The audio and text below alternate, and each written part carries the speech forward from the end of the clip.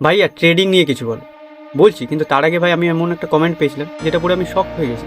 একটা ছেলে আমায় বললো, দাদা আমি 16 বছরের ছেলে, আমি ট্রেডিং শিখছি। আমি বললাম যে ট্রেডিং না শিখে ইনভেস্টমেন্ট শিখ। যে রিপ্লাইটা সে দিল, দাদা ইনভেস্টমেন্ট করলে টাইমও লাগবে, টাকাও বেশি লাগবে। আমি বলছি ওরে হরি, এ না টাকা দিতে চায় না সময় দিতে চায়, কিন্তু সে বড় লোক হতে চায়। এ বড় লোক না, এ বোকাচোদা হতে চায়।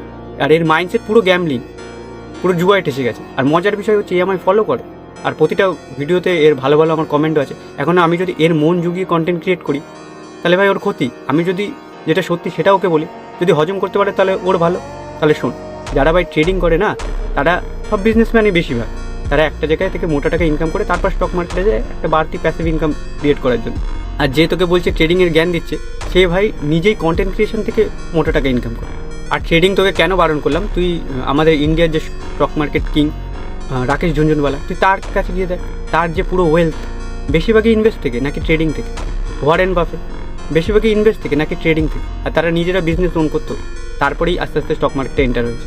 কারণ ভাই তুই জলের সম্বন্ধে পড়ছিস, মানে স্টক দেখবি উপরে গেল নিচে গেল, বিভিন্ন অ্যানালাইজ করবি।